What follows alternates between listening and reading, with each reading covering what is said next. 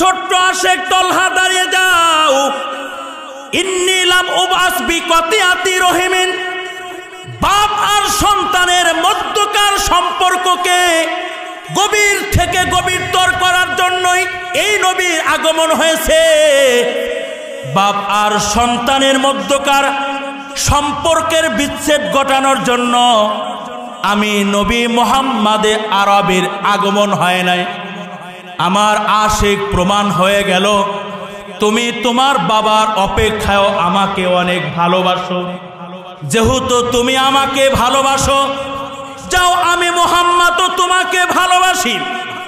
আল্লাহর নবী ছোট্ট আশিককে কতটা ভালোবাসতেন হাদিস বর্ণনাকারী আমি বলেন ফামারিদা বাদা যালিকা তলহা। এই ঘটনার পরে ছোট্ট আশিক তলহা ভীষণভাবে অসুস্থ হয়ে গেছে। মারাত্মকভাবে বাড়িতে যাওয়ার পরে তলহা অসুস্থ হয়ে পড়েছে, যার কারণে এই তলহা নবীর বাড়িতে আর কখনো আসার ফুরসত লাভ করতে পারে নাই। এটাই ছিল তলহার নবীর বাড়িতে প্রথম আসা এবং শেষ আসা। ফাতাহুন নাবিয়্যু হাত্তা ইয়াউদা তলহা ফিস শিতাই অফি গয়মিন অফি বারাদিন। আল্লাহর নবী প্রচন্ড কুয়াশা, প্রচন্ড শীত, প্রচন্ড ঠান্ডাকে অপেক্ষা করে ছোট্ট আশিক তলহার ইআদাতের জন্য তলহার বাড়িতে চলে আসছে।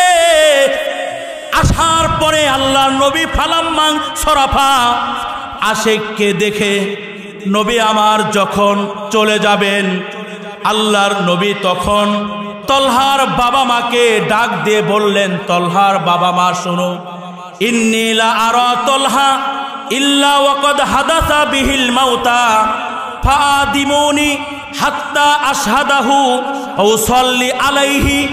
আল্লাহর নবী তলহার বাবা মাকে ডাক দিয়ে বললেন, তলহার বাবা মা শুনেন আপনারা, আমার ছোট্ট আশিক তলহাকে দেখে যেটা বুঝলাম, এই তলহা মনে হয় আর বেশি দিন টিকবে না, এই তলহা মনে হয় আর বেশি দিন বাঁচবে না। তলহার বাবা মা, আমার ছোট্ট আশিক যদি ইন্তেকাল করে তোমরা কিন্তু আমাকে খবর দিতে ভুলে যেও না, আমাকে খবর দেবা। হাত্তা আশহাদাহু, যাতে করে আমি তলহার দাফন কাফনে অ্যাটেন্ড করতে পারি। উসল্লি আলাইহি, এবং তলহার নামাজে জানাজার ইমামতি করতে পারি। এটা বলে আল্লাহর নবী তলহার বাড়ি থেকে চলে গেছে। তলহা তার বাবা মাকে ডেকে ডেকে বললেন, আমার বাবা মা, নবী যে আমার সম্পর্কে আপনাদেরকে কানে কানে কি বলে গেল? তলহার বাবা মা বললেন, আমাদের বৎস শোনো, তুমি কত বড় খুশনসিবওয়ালা, নবীজি আমাদেরকে কানে কানে বলে গেল আমার এই ছোট্ট আশিক তলহা যদি ইন্তেকাল করে তাহলে তোমরা আমি নবীকে খবর দেবা, যাতে করে আমি ওর দাফন কাফনে অ্যাটেন্ড করতে পারি এবং আমার আশিকের নামাজে জানাজার ইমামতি করতে পারি। সুবহানাল্লাহ বলবেন না? সন্তান লং টাইম বিদেশে থাকার পরে ওই সন্তান যেমন বাংলার মাটিতে আসলে বাবা যেমন সন্তানকে বুকের সাথে আলিঙ্গন করে, ঠিক তদ্রূপ ভাবে আল্লাহর নবী ওই মরা খেজুর গাছটাকে বুকের সঙ্গে মিলিয়ে ধরলেন। ফাসাকানা, সঙ্গে সঙ্গে মরা খেজুর গাছের কান্না বন্ধ হয়ে গেছে। ফাকালা লাউলাম আহতাজিনহু লাহান্না ইলা ইয়াউমিল কিয়ামা। আল্লাহ রাসূল বললেন, আমার উম্মতেরা শোনো, আমি যদি এই মরা খেজুর গাছটাকে বুকের সঙ্গে মিলিয়ে না ধরতাম তাহলে এই মরা খেজুর গাছ কিয়ামত পর্যন্ত এই নবীর প্রেম আর ভালোবাসা নিবেদন করার জন্য, এই নবীর মোহাব্বত প্রকাশ করার জন্য কান্না করত। আর একেবারে পৃথিবীর শেষ প্রান্ত থেকে কিয়ামতের আগে আমার কোন উম্মত যদি এই মদিনায় হজের সফরে এই মদিনা আসতো তাহলে আমার ওই উম্মত এই মরা খেজুর গাছের কান্না সে সকর্ণে শুনতে পেত। এক কথা, সত্যিকারের আশেক নবীর ভালোবাসা প্রকাশ করার জন্য যা যা করেছে ঠিক তদ্রূপভাবে খেজুর গাছ তাই তাই করেছে। সত্যিকারের আশেক যেমন নবীর ভালোবাসায় সিক্ত হয়ে কলিজার টুকরা সন্তানকে নবীর জন্য অক্ষ করে দিয়েছিলেন, ঠিক তদ্রূপভাবে মরা খেজুর গাছও নবীর ভালোবাসায় সিক্ত হয়ে তার সন্তান অর্থাৎ খেজুরগুলোকে নবীর খেদমতে অক্ষ করে দিয়েছিলেন। প্রমাণ দিয়ে আলোচনার ইতি টানব। তিরমিজি শরীফের 3602 নম্বর হাদিস, ওয়ান আব্দুল্লাহ ইবনে আব্বাসিন কল জাআ আরাবিয়ুন ইলান নবী সাল্লাল্লাহু আলাইহি ওয়াসাল্লাম ফাকালা বিমা আরিফু আন্নাকা নবিয়্যুন ইয়া রাসূলুল্লাহ। হযরতে আব্দুল্লাহ ইবনে আব্বাস বর্ণনা করেন, আল্লাহর নবীর কাছে একজন গ্রাম্য লোক এসে নবীজিকে জিজ্ঞাসা করলেন, ওগো আল্লাহর নবী, আমি কিভাবে চিনব, কিভাবে বুঝবো আপনি আল্লাহর নবী? বিমা আরিফু আন্নাকা নবিয়্যুন ইয়া রাসূলুল্লাহ। গ্রাম্য লোকটি বললেন, আল্লাহর নবী, আমি কিভাবে চিনব, কিভাবে বুঝবো যে আপনি আল্লাহর নবী? ক্বালা ইন দাউতু হাযাল ইসকা মিন হাযি নাখলা আতাশহাদু আন্নী রাসূলুল্লাহ। আল্লাহ রাসূল বললেন, আমার গ্রাম্য সাহাবী শোনব, এই যে আমার হাতের ডানে একটা খেজুর গাছ দেখা যায়, এই খেজুর গাছের উপরে যে কাদিটা আছে, ওই কাদিটা যদি আমি হাত দিয়ে বলেন যে আমি মক্কায় ছিলাম, আর তখন নবীজি আমিরুল মুমিনিন হযরতে ওমরের হাত ধরে রেখেছিলেন। ফাকালা লাহু রাসূলুল্লাহ সাল্লাল্লাহু আলাইহি ওয়াসাল্লাম। ওমর আল্লাহ রসুলকে বললেন, ইয়া রাসূলুল্লাহ, লা আনতা আহাব্বু ইলাইয়া মিন কুল্লি শাইইন ইল্লা মিন নাফসি।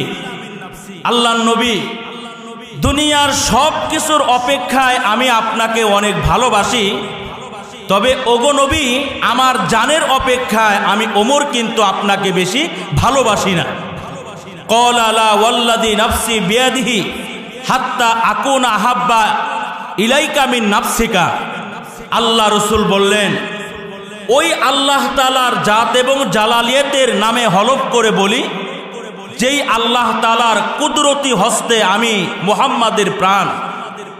হে ওমর, শোনো, ততক্ষণ পর্যন্ত তুমি পূর্ণাঙ্গ মুমিন হতে পারবে না যতক্ষণ পর্যন্ত তোমার জানের অপেক্ষায় এই নবী মুহাম্মাদকে বেশি ভালো না বাসবা। ক্বালা ফাইন্নাকা আলআন আহাব্বু ইলাইয়া মিন নাফসি। কিছুক্ষণ সময় অতিবাহিত হয়ে যাওয়ার পরে আমিরুল মুমিনিন হযরতে ওমর আল্লাহর নবীকে বললেন, আল্লাহর নবী, এই মুহূর্তে ওমর নিজের জানের অপেক্ষায় আপনাকে অনেক বেশি ভালোবাসে। ক্বালা আলআন ইয়া ওমর। নবীজি বললেন, ওমর, এই মাত্র তুমি মুসলিমে কামেল এবং মুমিনে কামেল হতে পেরেছো। এই হাদিস থেকে পরিষ্কার বোঝা যায়, শুধু বাবা মার অপেক্ষা আর কলিজার টুকরা সন্তান সন্ততির অপেক্ষা নবী মুহাম্মদে আরবিকে ভালোবাসতে আমরা কামেল মোমেন হতে পারবো না যতক্ষণ পর্যন্ত আমরা এই কলিজার অপেক্ষায়, নিজের জীবনের অপেক্ষায়, নিজের জানের অপেক্ষায় আমরা নবীকে বেশি ভালো না বাসব। এখন প্রশ্ন হচ্ছে, নবীকে সব কিছুর অপেক্ষায় কেন ভালোবাসতে হবে? মুহাদ্দিসিনে কেরাম বলেন, তোমার ভালোবাসার সম্পর্ক যার সঙ্গে গভীর থেকে গভীরতর হবে তার সঙ্গেই তোমার হাসর নাসর হবে। যার সাথে তোমার মহব্বত গভীর হবে, জান্নাতের অভ্যন্তরে তার সঙ্গেই তুমি আজীবন স্থায়ী জীবনে তুমি বসবাস করতে পারবা। মুসলিম শরীফের 1064 নম্বর হাদিস। ওয়ান আনাসিন আন্না রাজুলান ক্বালা ইয়া রাসূলুল্লাহ মাতাসসা। আনাস ইবনে মালিক আল্লাহর নবীকে জিজ্ঞাসা করলেন, আল্লাহর নবী, কিয়ামত কখন সংগঠিত হবে? ক্বালা ওয়াইলাক ওয়া মা আ'দাত্তা লাহা। আল্লাহ রাসূল ওই লোকটাকে বললেন, কিয়ামতের জন্য তুমি এমন কি প্রস্তুতি নিয়েছো যে কিয়ামত আসার জন্য তুমি তাড়াহুড়া করতেছো? রাসূলের এই কথাটা শোনার পরে ওই লোকটা মনে মনে খুব লজ্জিত হয়ে গেল। লোকটা আল্লাহ নবীকে বললেন, লা মা আদাতু লাহা ইল্লা আন্নী উহিব্বুল্লাহ ওয়া রাসূলাহু। আল্লাহ নবী, কিয়ামতের জন্য আমি তেমন কোনো প্রস্তুতি নিতে পারিনি, তবে আমার মধ্যে একটা আমল পরিপূর্ণ আছে, আর ওই আমলটা হচ্ছে আমি আল্লাহ এবং আল্লাহ রসুলকে ভালোবাসি। সুবহানাল্লাহ বলবেন না? এই যে আমরা যারা এখানে আছি, আমাদের আমল কিন্তু ত্রুটিপূর্ণ এবং অসম্পূর্ণ। আমরা যেইভাবে রবকে সেজদা করি, আমরা যেইভাবে তাসবিহাত, তাহলিলাত, তাকবীরাত আমরা পাঠ করি, আমাদের সেজদা, আমাদের রুকু, আমাদের তাসবিহ, আমাদের তাহলিলাত মহান আল্লাহ তাআলার দরবারে মাকবুল হচ্ছে কিনা কোনো ওয়ারেন্টি কিংবা কোনো গ্যারান্টি আমাদের কারো কাছেই নেই।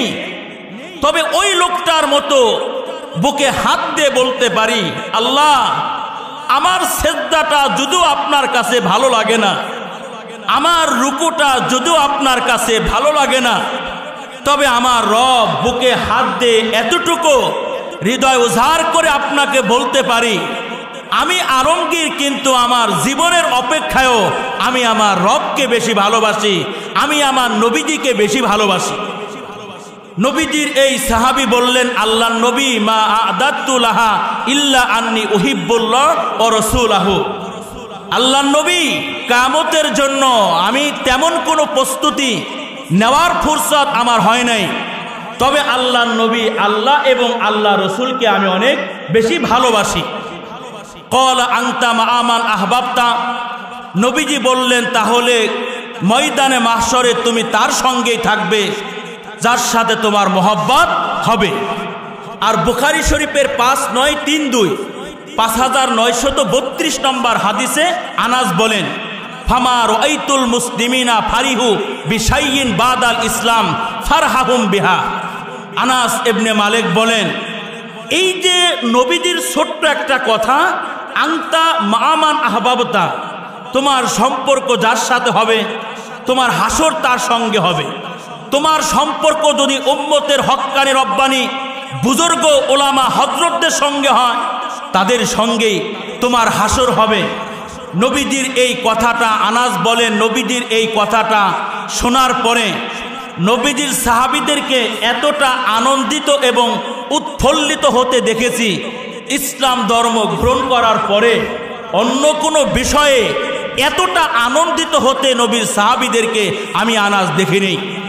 আর মুসলিম শরীফের 6881 নম্বর হাদিসে আনাস বলেন, আলহামদুলিল্লাহ ফাআনা উহিব্বুল্লাহ ওয়া রাসূলাহু ওয়া আবা বকরিন ও ওমরা ফাআরজু আন আকুনা মাহুম ওয়া ইল্লাম আমাল বিআমালিহিম। আনাস রবের শুকরিয়া আদায় করে বলে, আলহামদুলিল্লাহ, এই আনাস আল্লাহ আল্লাহ রসুলকে ভালোবাসে, এই আনাস ভাই আবু বকর ভাই ওমরকে ভালোবাসে।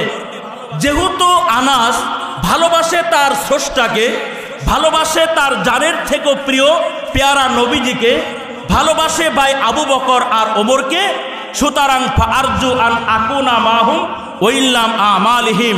আনাস বলেন, আমি আশা রাখি আমার হাসর হবে নবীর সাথে, আবু বকরের সাথে, ওমরের সাথে, ওয়া ইল্লাম আমালিহিম, যদিও আমি তাদের সমপর্যায়ের আমল করতে পারিনি। এ হাদিস থেকে বোঝা যায় আমার মহব্বত, আমার সুসম্পর্ক, আমার আন্তরিকতা, আমার ভালোবাসা যেই ক্যাটাগরির মানুষের সঙ্গে হবে, ওই ক্যাটাগরির মানুষের সাথে আমার হাসর হবে, তাদের সঙ্গেই আমাদেরকে জান্নাতে কিংবা জাহান্নামে থাকতে হবে।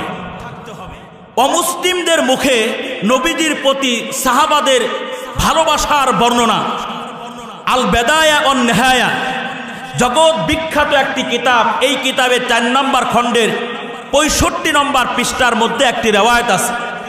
হযরতে আবু সুফিয়ান রাদিয়াল্লাহু তাআলা আনহু মুসলিম হওয়ার পূর্বে এই স্বীকারোক্তি তিনি দিয়েছিলেন নবীর সাহাবাদের সম্পর্কে, ওয়াল্লাহি মা রাআইতু মিনান নাসি আহাদান ইউহিব্বু আহাদান কাহুব্বি আসহাবি মুহাম্মাদান। হযরত আবু সুফিয়ান রাদিয়াল্লাহু তাআলা আনহু মুসলিম হওয়ার পূর্বে নবীর সাহাবাদের সম্পর্কে বললেন, ওই আল্লাহর নামে হলফ করে বলি, এই পৃথিবীর কাউকে এতটা ভালোবাসতে দেখিনি মুহাম্মাদের সঙ্গীদেরকে মুহাম্মাদকে যতটা ভালোবাসতে দেখেছি। বুখারী শরীফের 2731 নম্বর হাদিস। হযরতে উরওয়া ইবনে মাসউদ রাদিয়াল্লাহু তাআলা আনহু মুসলিম হওয়ার পূর্বে, ইসলাম ধর্ম গ্রহণ করার পূর্বে হুদায়বিয়ার সন্ধির সময় মুশরিকদের পক্ষ নিয়ে নবীর সঙ্গে কথা বলার জন্য এসেছিলেন। ইন্না উরওয়াতা জালা ইয়াসমুকু আসহাবান নাবিয়্যি বিআইনাইহি। হযরতে উরওয়া ইবনে মাসউদ আল্লাহর নবীর সঙ্গে আলোচনার প্রাককালে চোখের কোণা দিয়ে নবীর সাহাবীদেরকে তিনি দেখতে লাগলেন, অবলোকন করতে লাগলেন। অর্থাৎ উরওয়া ইবনে মাসউদ তিনি লক্ষ্য করলেন আল্লাহর নবীর সাহাবারা আল্লাহর নবীর প্রতি কেমন বিনম্র শ্রদ্ধা আর ভালোবাসা হৃদয়ে লালন করে এবং পোষণ করে। উরওয়া নবীর প্রতি সাহাবাদের ভালোবাসার এই ঘটনা পর্যবেক্ষণ করার পরে ফারাজা উরওয়াতু ইলা আসহাবিহি, উরওয়া ইবনে মাসউদ তার সম্প্রদায়ের কাছে চলে গেলেন। উরওয়া ইবনে মাসউদ তার সম্প্রদায়ের কাছে চলে গেছে। ফাকালা আই কওম ওয়াল্লাহি লাকাদ ওয়াফাততু আলাল মুলুকি ওয়াফাততু আলা কায়সারা ওয়া কিসরা ওয়ান নাজাশি।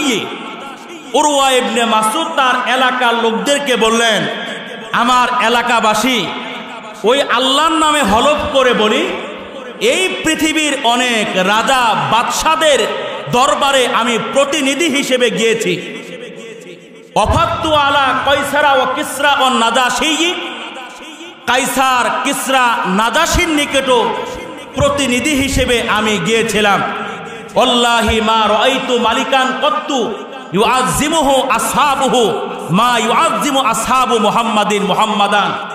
ওই আল্লাহর নামে হলফ করে বলি, আমার এলাকাবাসী শুনেন, মুহাম্মাদকে তার সঙ্গীরা যেমন বিনম্র শ্রদ্ধা আর ভালোবাসা হৃদয়ে লালন করে, ওই রকম বিনম্র শ্রদ্ধা আর ভালোবাসা পৃথিবীর অন্য কাউকে তাদের রাজা বাদশাদের প্রতি হৃদয়ে পোষণ করতে আমি দেখিনি। মুহাম্মাদের সঙ্গীরা মুহাম্মাদকে কেমন ভালোবাসত? উরওয়া ইবনে মাসউদ বলেন, ওয়াল্লাহি ইন তানাক্ষামা নুখামাতান ইল্লা ওয়াকাত ফি কাফি রাজুলিম মিনহুম ফাদালাকা বিহা ওয়াজহাহু ওয়া জিলদাহু। উরওয়া ইবনে মাসউদ বলেন, আল্লাহর নামে হলফ করে বলি, এই নবী মুহাম্মদ যদি থুতু ফেলে তো মুহাম্মাদের সঙ্গীরা ওই থুতু মোবারক কেউ না কেউ হাতে নিয়ে নেয়। নবীজির থুতু মোবারক হাতে নিয়ে কি করে? ফাদালাকা বিহা ওয়াজহাহু ওয়া জিলদাহু। নবীজির থুতু মোবারক হাতে নিয়ে আল্লাহর নবীর কোন সাহাবী তার চেহারায় মাখে, আবার আল্লাহর নবীর কোন ভক্ত তার শরীরে মেসেজ করে। ওইদা আমারহুম ইবতাদারু আমরাহু। আর মুহাম্মদ যখন তার সঙ্গীদেরকে কোনো কাজ করার নির্দেশ করে, তখন মুহাম্মাদের সঙ্গীরা নবীজির নির্দেশ মান্য করার জন্য ওরা ঝাঁপিয়ে পড়ে। ওইদা তাওয়াজ্জা কাদু ইয়াক্তাতিলুনা আলা উযুইহি। আর নবী মুহাম্মদ যখন ওযু করে, নবীর ওযুতে ব্যবহৃত পানি পাওয়ার জন্য নবীর ভক্তরা পরস্পর মারামারি করার উপক্রম হয়ে যায়। নবীর সাহাবীদের হৃদয়ে আল্লাহ তাআলা নবীর প্রতি ভালোবাসার এমন একটা নিয়ামত তাদের হৃদয়ে আল্লাহ তাআলা এলকা করে দিয়েছিলেন যে নবীজি থুতু ফেললে ওই থুতু মোবারক কেউ না কেউ হাতে নিয়ে নিত এবং সেটা আতর হিসেবে কেউ মুখে মেসেজ করত, আবার কেউ শরীরে মেসেজ করত। নবীজি নির্দেশ করলে ঝাঁপিয়ে পড়ত মুহাম্মাদের নির্দেশনা পালন করার জন্য, নবীজির ওযুতে ব্যবহৃত পানি পাওয়ার জন্য। পরস্পরের মধ্যে এমন এক কম্পিটিশন শুরু হয়ে যেত যে মনে হয় তাদের মধ্যে যুদ্ধ লেগে গেছে, ঝগড়া লেগে গেছে। মুসলিম শরীফের 5937 5937 নম্বর হাদিস, এটা হচ্ছে আন্তর্জাতিক নাম্বার। আর আমাদের মাদ্রাসাগুলোর সিলেবাস অনুসারে 2325 নম্বর হাদিস। হযরতে আনাস ইবনে মালিক থেকে বর্ণিত, তিনি বলেন, লাকাদ রাআইতু রাসূলুল্লাহি ওয়াল হাল্লাকু ইয়াহলিকুহু। আল্লাহ রসুলের 10 বছরের খাদেম আনাস বলেন, আমি একবার নাপিতকে দেখলাম যে নাপিত আমার নবীজির চুল কাটতেছিল। নাপিত নবীজির চুল কাটছে। ওয়াতাফা বিহি আসহাবুহু, আর নবীজির সঙ্গীরা নবীজির চতুর্দিকে বসে নবীজিকে ঘেরাও করে রেখেছে, আবৃত্তি করে রেখেছে। নবীজির সঙ্গীরা কেন নবীকে ঘেরাও করে রেখেছে? ফামা ইউরিদুনা আন তাকা শারাতুন ইল্লা ফি ইয়াদি রাজুলিন মিনহুম। নবীজির সঙ্গীরা চেতেন নবীজির মাথার চুল মোবারক একটাও যেন জমিনের উপরে পড়তে না পারে, বরং নবীজির মাথার চুল মোবারক যেন কোনো না কোনো সাহাবীর হাতে এটা যেন পড়ে যায়। এই হাদিস থেকে বোঝা যায় নবীজির ভক্ত হওয়ার এবং ভালোবাসার এমন এক নজির আর দৃষ্টান্ত পৃথিবীর ইতিহাসে সাহাবারা স্থাপন করেছে যে নবীজি চুল কেটেছেন আর সাহাবারা চতুর্দিকে আদাবের সঙ্গে বসে আছে। নবীজির একটা চুল যেন জমিনে পড়ে না যায়, বরং ওই চুলগুলো যেন কারো না কারো হাতে পড়ে যায়। আল্লাহ রাসূল সাল্লাল্লাহু আলাইহি ওয়ান বাদা হাবিবি সাল্লাল্লাহু আলাইহি ওয়াসাল্লাম ফাকুফা বাসারাহু। আব্দুল্লাহ ইবনে যায়েদ ইবনে আব্দে রব্বি আল্লাহর কাছে দোয়া করতেছে, আল্লাহ তাআলা আমার দৃষ্টি শক্তি আপনি কেড়ে নেন, যাতে করে আমি আমার মাহবুবের পরে, আমার মাশুকের পরে এই দৃষ্টি শক্তি দিয়ে আর কাউকে দেখতে না পারি।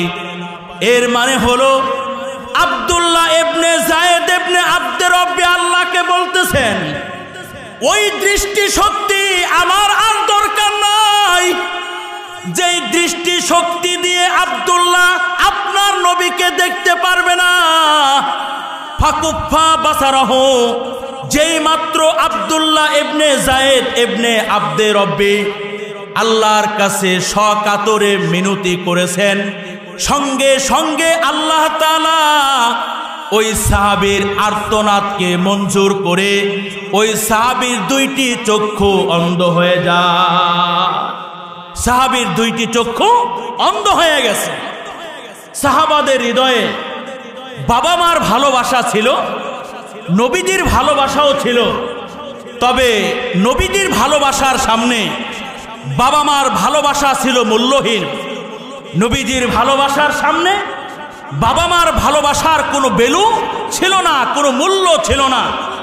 আল্লামা নুরুদ্দিন আল হাইসামি রহমতুল্লাহ আলাইহ জগৎ বিখ্যাত হাদিসের কিতাব মাজমাউ জাওয়ায়েদ ও মানবাউল ফাওয়ায়েদ, এই কিতাবের 15969 নম্বর হাদিস, আন্না তলহা ইবনা বারা লাম্মা লাকিয়ান নাবিয়্যা সাল্লাল্লাহু আলাইহি ওয়াসাল্লাম। আল্লাহর নবীর ছোট্ট একজন আশেক ছিল।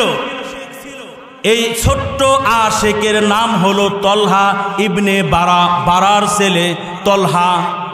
এই তলহা একদিন বাবার সঙ্গে আল্লাহর নবীর খেদমতে চলে গেছে। ছোট্ট আশেক তলহা নবীর সামনে বসে পড়ছে।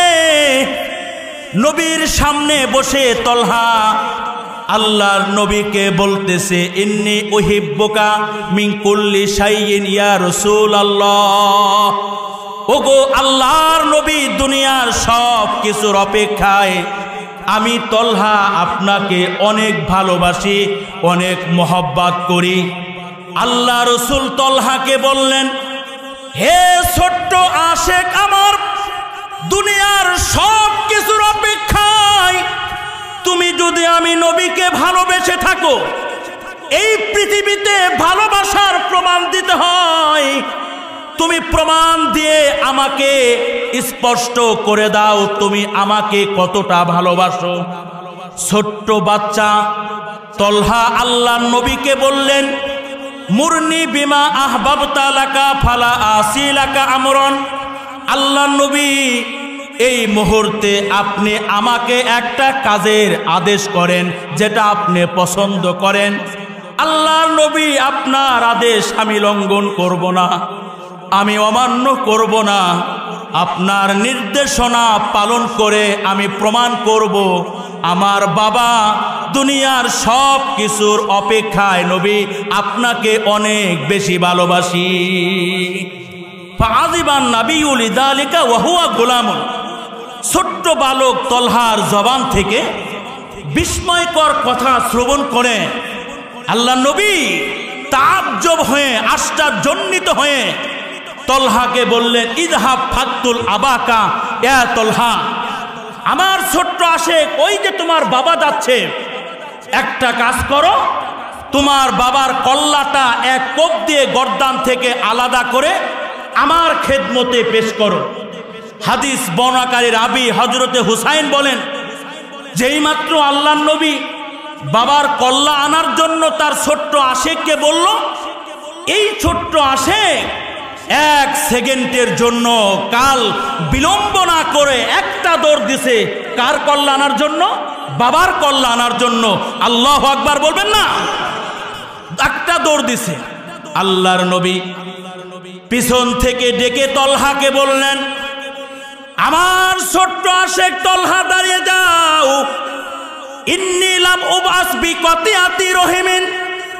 বাপ আর সন্তানের মধ্যকার সম্পর্ককে গভীর থেকে গভীরতর করার জন্যই এই নবীর আগমন হয়েছে। বাপ আর সন্তানের মধ্যকার সম্পর্কের বিচ্ছেদ ঘটানোর জন্য আমি নবী মুহাম্মাদে আরবের আগমন হয় নাই। আমার আশিক প্রমাণ হয়ে গেল তুমি তোমার বাবার অপেক্ষায় আমাকে অনেক ভালোবাসো। যেহেতু তুমি আমাকে ভালোবাসো, যাও আমি মুহাম্মাদও তোমাকে ভালোবাসি।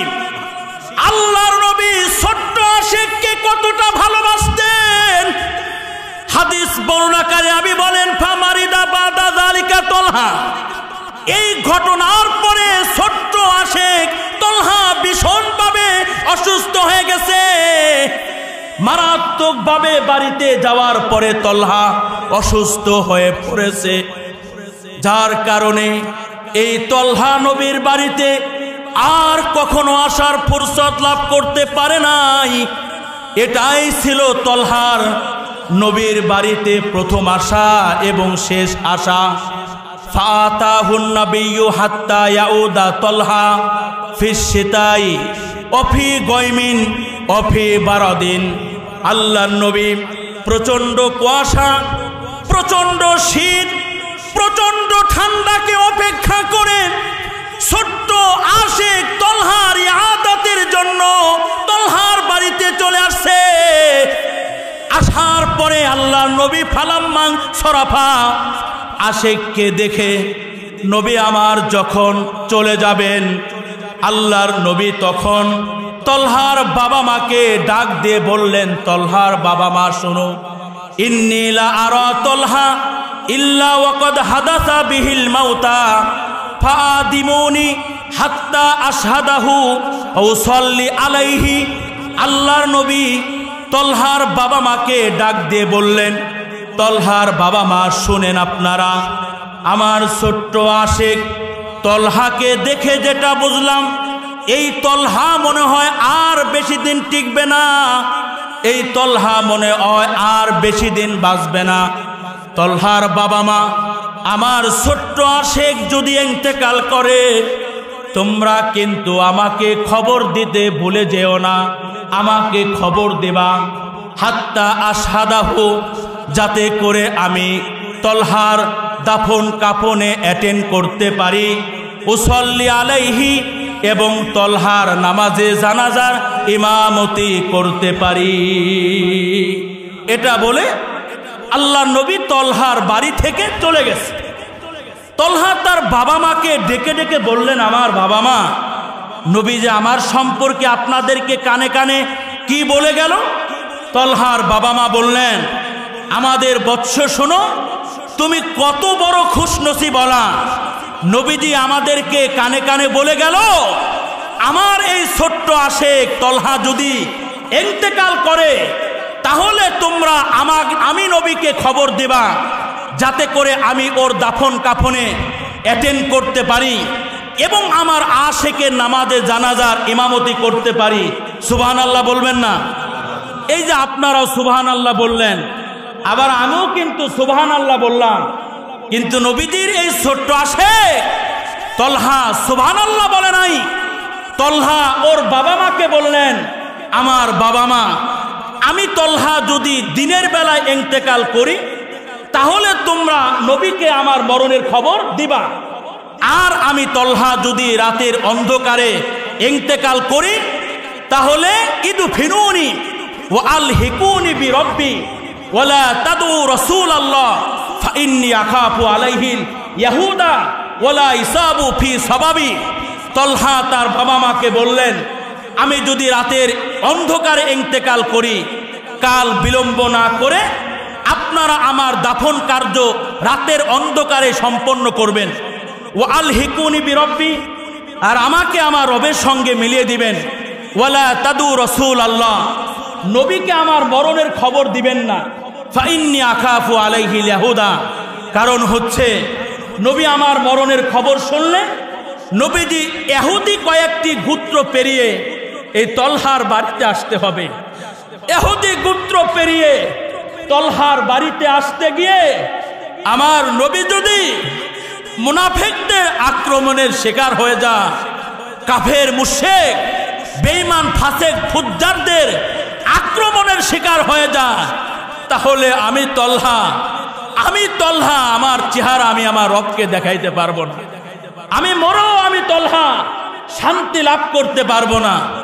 আর আমি না হয় নবীজির নামাজে জানাজা ছেড়ে দিলাম, এতে যদি নবীজি নিরাপদ থাকে, ভালো থাকে, এটাই আমার জন্য শান্তি, এটাই আমার জন্য ভালো লাগার, এটাই আমার ভালোবাসার। হযরতে তলহা বললেন, ওলা ইসাবু ফি সাবাবি, আমার কারণে নবীজি যেন কাফের মুশরিক বেঈমানদের আক্রমণের শিকার না হয়। ফালাম এবলুগিন নাবিয়্যু বনি জালেম হাত্তা তুয়াফিয়া তলহা ফিল লাইলি। আল্লাহর নবী বনি জালেম পর্যন্ত এখনো পৌঁছতে পারে নাই। রাতের অন্ধকারে ছোট্ট আশেক আল্লাহর ডাকে সাড়া দিয়েছেন। রাতের অন্ধকারে ছোট্ট আশেক মারা গেছে, ইন্তেকাল করেছে। বাবা মা ছোট্ট আশেকের ওসিয়ত অনুযায়ী রাতের অন্ধকারে তার দাফন কার্য সম্পন্ন করে সকালবেলা ফা উখবিরান নাবিয়্যু ফিস সাবা, সকালবেলা বাবা মা নবীর বাড়িতে চলে গেছে। নবীর বাড়িতে যাওয়ার পরে বলে, আল্লাহর নবী আপনার ছোট্ট আশেক তলহা রাত্রেই মারা গেছে। আল্লাহর নবী ওর দাফন কার্য সম্পন্ন হয়ে গেছে। আল্লাহ রসুল তলহার বাবা মাকে বললেন, তলহার বাবা মা আমাকে কেন তলহার মরণের খবরটা দিলে না? তলহার বাবা মা বলে, আল্লাহর নবী, আমাদের কলিজার টুকরা তলহা যদিও বয়সে অনেক ছোট, কিন্তু ও তো সত্যিকারের আপনার একজন আশেক, ও তো একজন আপনার আশেক, আপনার ভক্ত। আপনার এই ছোট্ট আশেক মারা দেওয়ার আগে আমাদেরকে ডেকে ওসিয়ত করে গেছে, আমি যদি দিনের বেলায় মারা যাই নবীকে খবর দিবা, আর যদি আমি রাতের অন্ধকারে ইন্তেকাল করি আমার বাবা মা আমার নবীকে আমার মরণের খবরটা দিবা না। ফাজা আন নাবিয়্যু হাত্তা ওয়াকাফা আলা কবরি তলহা। আল্লাহর নবী তলহার ইন্তেকালের খবরটা পাওয়া মাত্রই সাহাবাদের একটি জামাত সহ নবীজির তলহার কবরের পাশে এসে দাঁড়ায় গেছে। ওয়াসাফান নাসু মাহু, ওয়াসাফফান নাসা মাহুম, আর সাহাবীদেরকে নিজের পিছনে কাতার বন্দী করে দাঁড়া করায় দিয়েছে।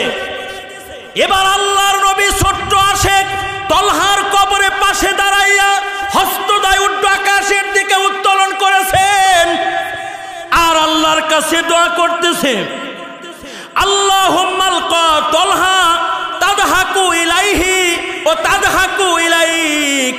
আল্লাহ, কাল কিয়ামতের মাঠে আমার এই ছোট্ট আশেকের সঙ্গে আপনি এমন অবস্থায় মোলাকাত করবেন যখন আপনি আমার আশেককে দেখে হাসতেছেন।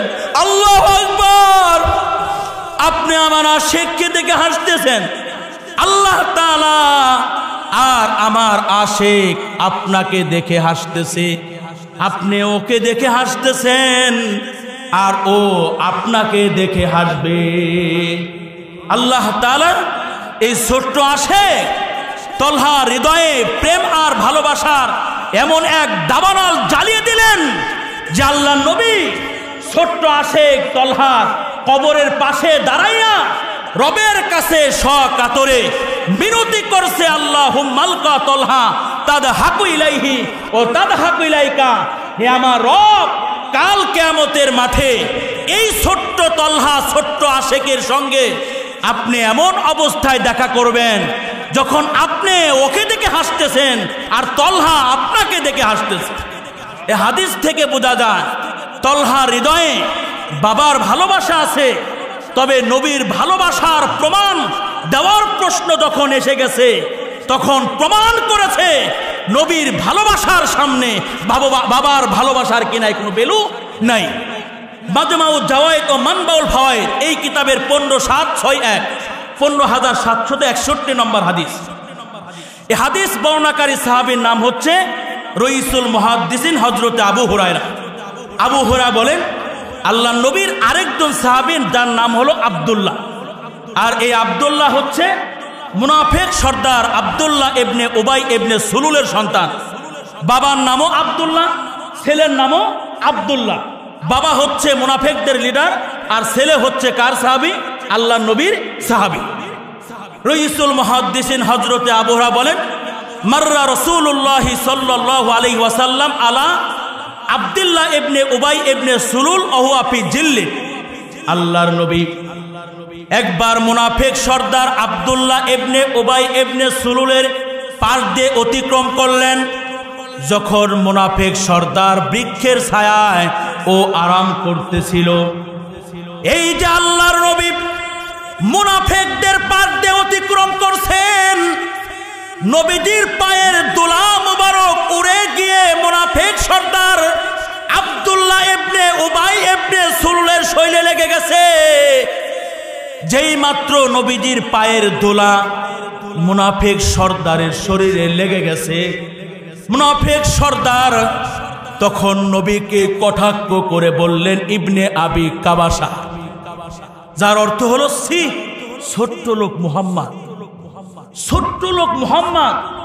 আর ওই মুহাম্মাদের পায়ের দোলা বালু আমার শরীরে লেগে গেছে, এটা মেনে নেওয়া যায় না।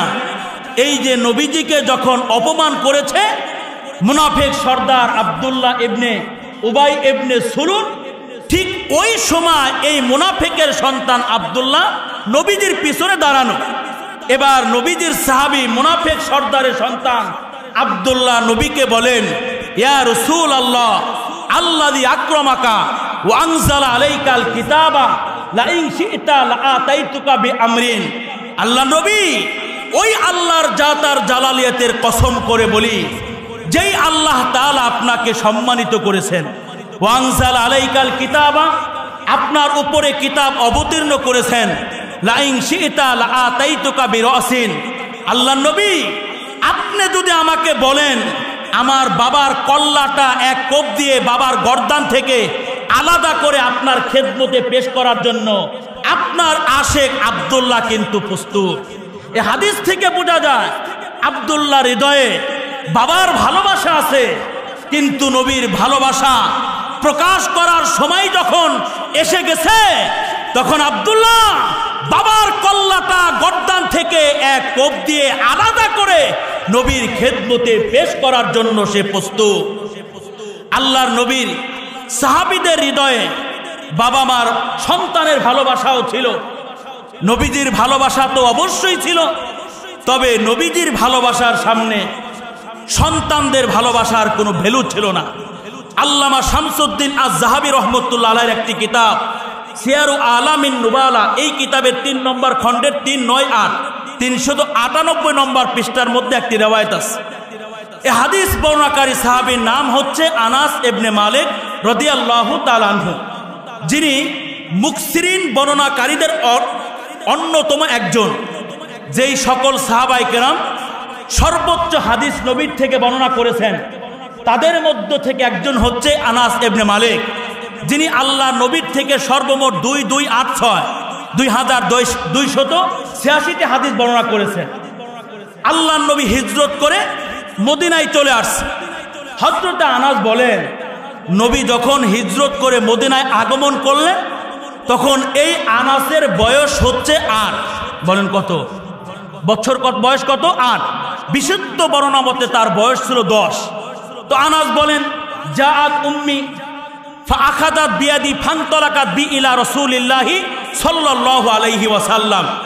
হযরতে আনাস বর্ণনা করেন, নবী হিজরত করে মদিনায় চলে আসছে, হঠাৎ করে আমার মা আমার কাছে চলে আসছে। আমার মা আমার কাছে আসার পরে আমার হাতটা ধরে ফেলেছে। এবার আমার মা আমার হাত ধরে টেনে টেনে নবীর বাড়িতে নিয়ে গেছে। নবীর বাড়িতে যাওয়ার পর মা আল্লাহর নবীকে সম্বোধন করে বললেন, ইন্নাহু লাম ইয়াবকা রাজুলুন ওয়ালা ইমরাতুম মিনাল আনসার। ওগো আল্লাহর নবী, এমন কোন আনসারী নারী পুরুষ নাই যারা আপনাকে কিছু না কিছু হাদিয়ে তোহফা না দিছে। আল্লাহর নবী, এমন কোন আনসারী নারী আর পুরুষ নেই যারা আপনাকে কিছু না কিছু হাদিয়া তোহফা না দিছে। ওয়াইন্নী লা আকদিরু আলা মা উতফিউকা ইল্লা বিন হাজা ফাখুযুহু ফালইয়াকদুম কামা বাদালা। তবে আল্লাহর নবী, আনাসের মা উম্মে সুলাইম বলেন, আল্লাহর নবী, আমি এমন একজন হতদরিদ্র আর অসহায় মহিলা, যেই মহিলার কাছে এমন কোনো সম্বল নেই যেটা আপনার সামনে হাদিয়া হিসেবে পেশ করব। আমরা ঢাকার শহরে থাকি। ঢাকার শহরের বড় বড় মসজিদগুলোতে বাড়িওয়ালা, ব্যাংক ব্যালেন্সওয়ালারা মোটা অঙ্কের, মোটা দাগের হাদিয়া খতিব সাহেবের সামনে নিয়ে বসে থাকে। কিন্তু আমাদের ওই ঢাকার শহরে অনেক ভ্যানওয়ালা আছে, অনেক রিক্সাওয়ালা আছে। ওই ভ্যানওয়ালা আর ওই রিক্সাওয়ালা হয়তো মোটা দাগের হাদিয়া বড় বড় মসজিদগুলোর খতিব সাহেবের সামনে পেশ করতে পারে না। তবে ঢাকার শহরের ব্যাংক ব্যালেন্সওয়ালা, কোটিপতি আর শিল্পপতি খতিব সাহেবকে যতটা বেশি ভালোবাসে, আমাদের সমাজের ভ্যানওয়ালা আর রিক্সাওয়ালা এর থেকে আরো বেশি ভালোবাসে। কথা বলতে হবে, ঠিক না বেঠিক? বেশি ভালোবাসে। উম্মে সুলাইম বলেন, আল্লাহর নবী, আমি এমন একজন হতদরিদ্র অসহায় মহিলা, আমার এমন কোনো সম্বল নেই যেটা আমি আপনার খেদমতে হাদিয়া হিসেবে পেশ করব ইল্লা বিন হাজা, তবে আমার কলিজার টুকরা সন্তান আনাস ছাড়া।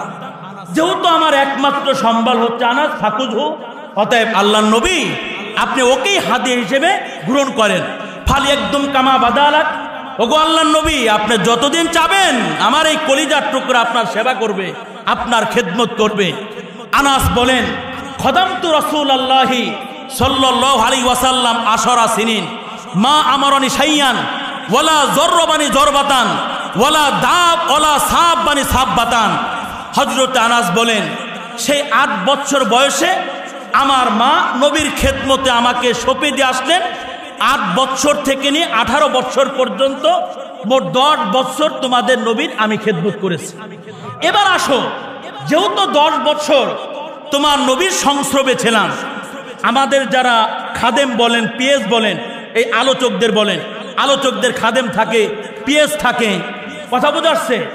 আপনি এই খাদেমকে জিজ্ঞাসা করলে বুঝতে পারবেন বক্তা সাহেবের আমলটা কেমন। আপনি তার পিএসকে জিজ্ঞাসা করলে দেখতে পারবেন এই রাত 12টার 1টা পর্যন্ত মাহফিল করে বয়ান করে কান্নার একটা রোল সে বন্যা বইয়ে দিয়েছে, কিন্তু এই বক্তা সাহেব ফজর নামাজটা পড়েছে কিনা আপনি ভালো করে জানতে পারবেন। তো আনাস আল্লাহ আমাদেরকে সম্বোধন করে বলেন 10 বৎসর তোমাদের নবীর খেদমত করেছে, এবার তোমরা যদি তোমাদের নবী সম্পর্কে জানতে চাও তাহলে আমি বলতে পারি খদামতু রাসূলুল্লাহি 10 সিনিন, আমি আনাস 8 থেকে নিয়ে 18 বছর পর্যন্ত মোট 10 বছর নবীর খেদমত করেছি। নবীদের খেদমত 10 বছর করার পরে নবী সম্পর্কে জানতে চাইলে আমি বলবো মা আমারনি শাইয়ান, নবীজি আমাকে কখনো কোনো কাজ করার আদেশ করেন নাই। ওয়ালা সাববানি সাববাতান, নবী কখনো আমাকে ধমকি স্বরূপ কথা বলেন নাই। ওয়ালা ওয়ালা দরবানি দরবাতান, নবীজি আমাকে কখনো আমার শৈল একটা টাচ পর্যন্ত দেন নাই। আমাদের এই বাংলাদেশে এমন বক্তাও আছে যেই বক্তার পিএস কিছুদিন পর পর চেঞ্জ হয়, কথা বোঝা আসছে, আবার লাইভে আসে আশিক আসে। আপনারা আপনাদের সুপরিচিত একজন বক্তা আছে আব্দুল খালেক শরীয়তপুরি, আছে না নাই? চিনেন না আপনারা? আব্দুল খালেক শরীয়তপুরি সাহেবের কিন্তু এই কাছের লোক, মিডিয়াওয়ালা, কথা বোঝা আসছে তো? এই আব্দুল খালেক শরীয়তপুরি সাহেবের একেবারে কাছের লোক, হুজুরের পিএস আপনি বলতে পারেন, কথা বোঝা আসছে? হুজুর দেখ, আমি বলার উদ্দেশ্য হলো একজন বড় আলোচকের, বড় আলেমে দিনের একজন কাছের মানুষ আপনারা পেয়ে গেছেন, আলহামদুলিল্লাহ বলে। আমি কারো মোজাম্মত বর্ণনা করতে চাই না, তো বলার উদ্দেশ্য হলো আপনি ওই পিএসকে জিজ্ঞাসা করবেন, ওই খাদেমকে জিজ্ঞাসা করবেন তার সঙ্গে এই বক্তা সাহেব কেমন আচরণ করে। এমন বক্তাও আছে পিএসের গায়ে হাত তোলে কি তোলে না, কথা বলেন না কেন? পিএসের গায়ে হাত তোলে। হে আল্লাহর নবীর আশেকানরা শুনো। আর আনাস ইবনে মালিক বলেন 10 বছর সেবা করার পরে নবী সম্পর্কে আমার অভিজ্ঞতা হচ্ছে ওয়ালা আমারনি শাইআন ওয়ালা সাববানি সাববাতান ওয়ালা জরবানি জরবাতান, নবী যে আমাকে কখনো কোনো কাজ করার আদেশ করেন নাই, কখনো আমাকে প্রহার করেন নাই, কখনো ধমকি স্বরূপ আল্লাহর নবী কোনো কথাও আমাকে বলেন নাই। আল্লাহর নবী এই ছোট্ট খাদেমের জন্য দোয়া করেছেন। কি দোয়া করেছেন? মুসলিম শরীফের 2480 নম্বর হাদিস। আল্লাহ রসুল আনাসের জন্য দোয়া করলেন, আল্লাহুম্মা আকসির মালাহু ও ওয়ালাদাহু ও বারিক লাহু ফিমা আতাইতাহু, হে আল্লাহ আমার এই ছোট্ট খাদেমের ধন সম্পদ বৃদ্ধি করে দেন, সন্তান সন্ততি বৃদ্ধি করে দেন, এবং তাকে যা কিছু দান করেছেন সব কিছুর মধ্যে আপনি বরকত দান করেন। আর আল্লামা আইনির বর্ণনা মতে জাআত উম্মে সুলাইম ইলা নবী ফাকালাত ইয়া রাসূলুল্লাহ, আনাসের মা উম্মে সুলাইম আল্লাহর নবীর বাড়িতে আসছে, আসার পরে বলতেছে হাজা খোয়াইদুমু কানাস, আল্লাহর নবী এই তো আপনার ছোট্ট আশেক আনাস, আমাদের কলিজার টুকরা, উদুল্লাহ, ওর জন্য আল্লাহর কাছে আপনি দোয়া করেন। ফাকালান নবী আল্লাহুম্মা বারিক ফি মালিহি ওয়া ওয়ালাদিহি ও ওয়াতিল উমরাহু ওগফির জানবাহু। এবার আল্লাহর নবী আনাসের জন্য দোয়া করলেন, আল্লাহ আপনি আনাসের ধন সম্পদ বাড়ায় দেন, সন্তান সন্ততি বাড়ায় দেন, ওয়াতিল উমরাহু ওর হায়াত বাড়ায় দেন, ওগফির জানবাহু ওর জিন্দেগির গুনাহগুলো মাফ করে দেন।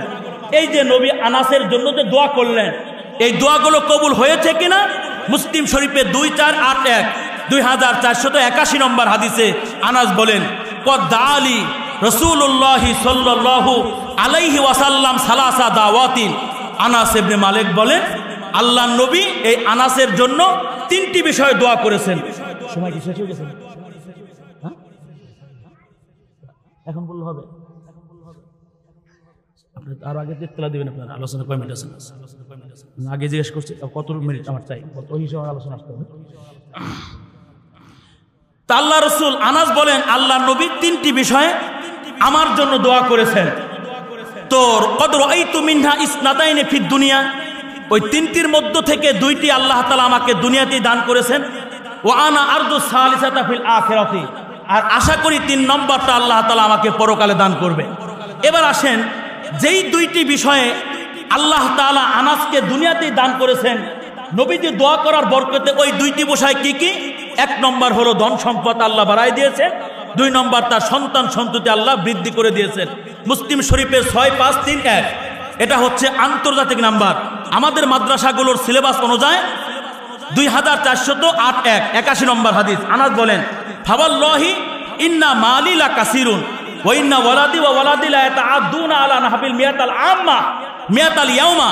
আনাস বলেন আল্লাহর নামে হলফ করে বলি আমার ধন সম্পদ অনেক।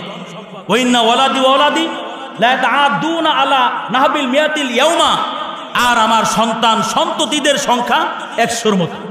বলেন কত? 100-র মতো। কোন কোন মুহাদ্দিস বলেন নবীজির দোয়ার বরকতে আল্লাহ তাআলা এই আনাস ইবনে মালিককে 80 জন সন্তান দান করেছেন।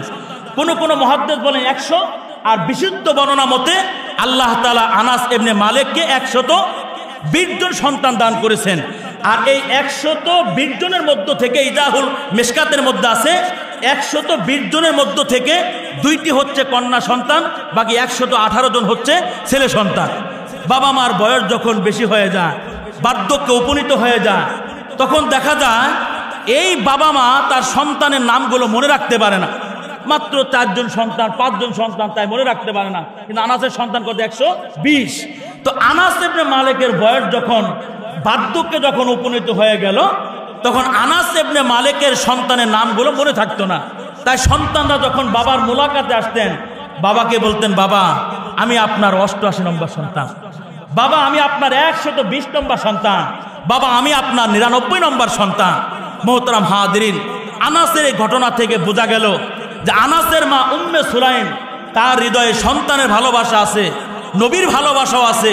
নবীর ভালোবাসার সামনে তার সন্তান আনাসের ভালোবাসার কোনো কি নাই, ভ্যালু নাই। এবার আসেন হুজুর আকরাম সাল্লাল্লাহু আলাইহি ওয়াসাল্লামের প্রতি ভালোবাসা সাহাবায়ে কিরাম যেমন হৃদয়ে লালন করেছে, ঠিক তদ্রূপভাবে মহান স্রষ্টার বাকশক্তিহীন প্রাণী, মানে যাদেরকে আল্লাহ প্রাণ দান করেছেন কিন্তু কথা বলার শক্তি দান করেন নাই, এমন সৃষ্ট নবীর ভালোবাসা প্রকাশ করেছে। আবু দাউদ শরীফের 2549 2549 নম্বর হাদিস, ওয়ান আব্দুল্লাহ ইবনে কিছু বিদে গেছে, ফাতাহুন নাবিয়্যু ফামাসা জিফরাহু ফাসাকানা। এই উটটার কান্না করতে দেখে আল্লাহর নবী উটটার কাছে আসলেন এবং আল্লাহর নবী আদর সোহাগ করে তার মাথাটা বুলিয়ে দিলেন। ফাসাকানা, সঙ্গে সঙ্গে এই উটটার কান্না বন্ধ হয়ে গেল। ফাকালা মার রব্বু হাজাল জামাল লিমান হাজাল জামাল। আল্লাহ রসুল জিজ্ঞাসা করলেন উটের মালিককে, পুনরায় জিজ্ঞাসা করলেন এই উটটা কার? ফাজা আ ফাতাম মিনাল আনসার। আনসারি একজন নওজোয়ান বের হয়ে আসলো। ফাকালা লি ইয়া রাসূলুল্লাহ। আনসারি ওই নওজোয়ান বললেন, ওগো আল্লাহর নবী, এটা আমার উট। কার উট? এটা আমার উট। ফাকালা আফালা তাত্তাকিল্লাহ ফি হাদিহিল বাহিমাতিল্লাতি মাল্লাকা কাল্লাহু ইয়াহা। হে নওজোয়ান আনসারি যুবক, শোনো, তুমি কি এই উটের হকের ব্যাপারে এবং অধিকারের ব্যাপারে ওই রবকে ভয় করো না? আল্লাতি মাল্লাকা কাল্লাহু ইয়াহা, যিনি তোমাকে এই উটের মালিক বানিয়েছেন। ফাইন্নাহু শাকা ইলাইয়া, কারণ তোমার উট আমার কাছে অভিযোগ দায়ের করেছে, আন্নাকা তুদিউহু ও তুদিবুহু, তুমি নাকি এই উটটাকে ক্ষুধার্ত রাখো এবং কষ্ট দাও। এই হাদিস থেকে বোঝা যায় একটা উট নবীর প্রেম প্রকাশ করেছে, নবীকে দেখা মাত্রই সে কি করেছে? কান্না করেছে। সত্যিকারে আশেক যেমন নবীজির ভালোবাসায় সিক্ত হয়ে কান্না করেছে, মহান স্রষ্টার এমন সৃষ্টি মালা রুহা লাহুম, আল্লাহ তাদেরকে রুহ দান করেন নাই, প্রাণ দান করেন নাই, এমন সৃষ্ট আল্লাহ নবীর প্রেমে কান্না করেছে। তিরমিজি শরীফের 3627 নম্বর হাদিস, ওয়ান আনাসিন আন্নান নবিয়্য সাল্লাল্লাহু আলাইহি ওয়াসাল্লাম খতাবা ইলা লিসকি জিজইন ওয়াত্তাখাযু লাহু মিম্বারা। হযরতে আনাস ইবনে মালিক হতে বর্ণিত, আল্লাহর নবী প্রাথমিক অবস্থায় মরা একটি খেজুর গাছের সঙ্গে হেলান দিয়ে জুমার খুতবা দিতেন। ওয়াত্তাখাযু লাহু মিম্বারা, সাহাবারা কাঠ দিয়ে উন্নত মানের একটা মেম্বার নবীজির জন্য তৈরি করলেন। ফাখতাবা আলাইহি, এবার আল্লাহর নবী জুমার খুতবা দেওয়ার জন্য উন্নত মানের কাঠের তৈরি মেম্বারের উপরে আরোহণ করলেন। ফাহান্নাল জিজা হানিনান নাকা, যেই মাত্র মেম্বারের উপরে আল্লাহর নবী আরোহণ করেছে, ওই উটটা হাউমাও করে উটনির বাচ্চার ন্যায় মরা খেজুর গাছটা কান্না করতে লাগলো। যেই মাত্র আল্লাহর নবী এবার মরা খেজুর গাছকে পরিত্যাগ করে নতুন মেম্বারে আরোহণ করেছেন জুমার খুতবা দেওয়ার জন্য। ওই সময় ওই মরা খেজুর গাছটা উটনির বাচ্চার ন্যায় হাউমাউ করে কাঁদতে লাগলো। আর বুখারী শরীফে 3582-83-84 এই তিনটি হাদিসে যে শব্দ এসেছে ফাসহাতিন নাখলা সিয়াহা সবিয়ে, ছোট্ট বাচ্চাকে, অবুধ বাচ্চাকে মায়ের কোল থেকে ছিনে নিলে ওই বাচ্চা যেমন হাউমাউ করে কান্না করে, মরা খেজুর গাছটা ওইভাবে হাউমাউ করে কান্না করতে লাগলেন। ফানাজালান নাবিয়্যু, আল্লাহ রসুল খেজুর গাছকে কান্না করতে দেখে মেম্বার থেকে জমিনে অবতরণ হলেন। ফামাসাউ বিয়াদিহি, হাত দ্বারা মরা খেজুর গাছটাকে স্পর্শ করলেন। ফাসাকানা, সঙ্গে সঙ্গে মরা খেজুর গাছের কান্না বন্ধ হয়ে গেছে। আর সুনানে ইবনে মাজাহ 1415 নম্বর হাদিসে আছে ফাআতাহু ফাহতাদানাহু ফাসাকানা ফাকালা লাউলাম আহতাদিনহু লাহান্না ইলা ইয়াউমিল কিয়ামা। আল্লাহর নবী মেম্বার থেকে জমিনের উপরে অবতরণ হয়ে মরা খেজুর গাছের কাছে আসছে। সন্তান লং টাইম বিদেশে থাকার পরে ওই সন্তান যেমন বাংলার মাটিতে আসলে বাবা যেমন সন্তানকে বুকের সাথে আলিঙ্গন করে, ঠিক তদ্রূপ ভাবে আল্লাহর নবী ওই মরা খেজুর গাছটাকে বুকের সঙ্গে মিলিয়ে ধরলেন। ফাসাকানা, সঙ্গে সঙ্গে মরা খেজুর গাছের কান্না বন্ধ হয়ে গেছে। ফাকালা লাউলাম আহতাদিনহু লাহান্না ইলা ইয়াউমিল কিয়ামা। আল্লাহ রসুল বললেন, আমার উম্মতেরা শোনো, আমি যদি এই মরা খেজুর গাছটাকে বুকের সঙ্গে মিলিয়ে না ধরতাম, তাহলে এই মরা খেজুর গাছ কিয়ামত পর্যন্ত এই নবীর প্রেম আর ভালোবাসা নিবেদন করার জন্য, এই নবীর মোহাব্বত প্রকাশ করার জন্য কান্না করত। আর একেবারে পৃথিবীর শেষ প্রান্তেও থেকে কিয়ামতের আগে আমার কোন উম্মত যদি এই মদিনায় হজের সফরে এই মদিনা আসতো, তাহলে আমার ওই উম্মত এই মরা খেজুর গাছের কান্না সে সকর্ণে শুনতে পেত।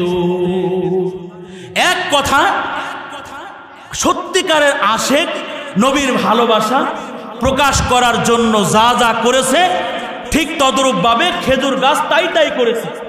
সত্যিকারের আশেক যেমন নবীর ভালোবাসায় সিক্ত হয়ে কলিজার টুকরা সন্তানকে নবীর জন্য অক্ষ করে দিয়েছিলেন, ঠিক তদ্রূপভাবে মরা খেজুর গাছও নবীর ভালোবাসায় সিক্ত হয়ে তার সন্তান অর্থাৎ খেজুরগুলোকে নবীর খেদমতে অক্ষ করে দিয়েছিলেন।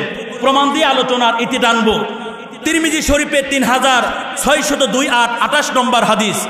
ওয়ান আব্দুল্লাহ ইবনে আব্বাসিন কল জাআ আরাবিয়্যুন ইলান নবী সাল্লাল্লাহু আলাইহি ওয়াসাল্লাম ফাকালা বিমা আরিফু আন্নাকা নবিয়্যুন ইয়া রাসূলুল্লাহ। হযরতে আব্দুল্লাহ ইবনে আব্বাস বর্ণনা করেন, আল্লাহর নবীর কাছে একজন গ্রাম্য লোক এসে নবীজিকে জিজ্ঞাসা করলেন, ওগো আল্লাহর নবী, আমি কিভাবে চিনব, কিভাবে বুঝবো আপনি আল্লাহর নবী? বিমা আরিফু আন্নাকা নবিয়্যুন ইয়া রাসূলুল্লাহ। গ্রাম্য লোকটি বললেন, আল্লাহর নবী, আমি কিভাবে চিনব, কিভাবে বুঝবো যে আপনি আল্লাহর নবী? ক্বালা ইন দাউতু হাযাল ইসকা মিন হাযি নাখলা আতাশহাদু আন্নী রাসূলুল্লাহ। আল্লাহ রাসূল বললেন, আমার গ্রাম্য সাহাবী শোনব, এই যে আমার হাতের ডানে একটা খেজুর গাছ দেখা যায়, এই খেজুর গাছের উপরে যে কাদিটা আছে, ওই কাদিটা যদি আমি হাত দিয়ে ইশারা করা মাত্রই আমার খেদমতে উপস্থিত হয়ে যায়, আতাশহাদু আন্নী রাসূলুল্লাহ, তাহলে তুমি কি সাক্ষী দিবে আমি আল্লাহর রাসূল? আমার হাতের ডানে যে একটা খেজুর গাছ দেখা যায়, এই খেজুর গাছের উপরে যে কাদিটা আছে, এই কাদিটাকে আমি যদি ইশারাতান ডাক দেই আর ওই কাদিটা যদি আমার খেদমতে আপনা আপনি চলে আসে, আতাশহাদু আন্নী রাসূলুল্লাহ, তাহলে তুমি কি সাক্ষী দিবে আমি আল্লাহ রসুল? ফাদাহুন নবিয়্যু সাল্লাল্লাহু আলাইহি ওয়াসাল্লাম। আল্লাহ রসুল কাদিটাকে ইশারা করলেন। ফাজালা এনজুলু মিনান নাখলাতি হাত্তা সাকাতা ইলা রাসূলিল্লাহি সাল্লাল্লাহু আলাইহি ওয়াসাল্লাম। যেই মাত্র আল্লাহর নবী ইশারা করেছেন খেজুর গাছের ওই কাঁদিটা কাল বিলম্ব না করে জমিনে অবতরণ হয়ে তোমার আর আমার নবীর কদম মোবারকে আদবের সঙ্গে বসে পড়েছে। সুম্মা ক্বালা ইরজি ফাআদা। এরপরে আল্লাহ রাসূল কাদিকে বললেন, কাদি এবার তুমি চলে যাও। কাদি চলে গেল। ফাসলামাল আরাবিয়্যু। এই অলৌকিক ঘটনা দেখে গ্রাম্য ওই লোকটা কালিমায় শাহাদাত পড়ে ইসলাম ধর্ম গ্রহণ করলো। তাহলে খেজুর গাছ আল্লাহর নবীর প্রেম প্রকাশ করেছে।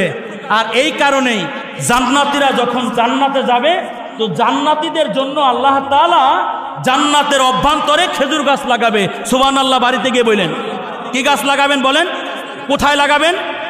জান্নাতের মধ্যে লাগাবেন। প্রমাণ তিরমিজি শরীফে 3464 3464 নম্বর হাদিস। আল্লাহ রাসূল বলেন, মান ক্বালা সুবহানাল্লাহিল আযীম ওয়া বিহামদিহি গুরিসাত লাহু নাখলাতুন ফিল জান্নাহ। কিয়ামত পর্যন্ত আনেওয়ালা নবী তার উম্মতদেরকে ডেকে ডেকে বলেন, হে আমার উম্মতেরা শোনো, তোদের মধ্য থেকে কেউ যদি একবার সুবহানাল্লাহ বলে অথবা কেউ যদি একবার আলহামদুলিল্লাহ বলে, আল্লাহ তাআলা ওর প্রতি খুশি হইয়া জান্নাতের মধ্যে ওর জন্য খেজুর গাছ লাগাবেন। কি গাছ লাগাবেন? জান্নাতের মধ্যে আল্লাহ ওর জন্য কি গাছ লাগাবেন? খেজুর গাছ লাগাবেন। কথা আমার শেষ। তাহলে বাকশক্তিহীন প্রাণী উট নবীর প্রেম প্রকাশ করেছেন। এরপরে প্রাণহীন প্রাণী নবীর প্রতি প্রেম প্রকাশ করেছে যেমন খেজুর গাছ। খেজুর গাছ যেমন নবীর প্রতি প্রেম প্রকাশ করেছে, পাহাড়ও প্রেম প্রকাশ করেছে, বৃক্ষরাজও প্রেম প্রকাশ করেছে। তিরমিজি শরীফের 3626 নম্বর হাদিস। যেহেতু আলোচনা এসে পড়ছে, আলোচনা অগোছালো আলোচনা, এখানে আমি ইতি টানলাম। আল্লাহ তাআলা আমাদের সকলকে সত্যিকারের অর্থে আশিকে নবী হওয়ার তৌফিক আল্লাহ তাআলা দান করেন। সবাই বলেন আমিন।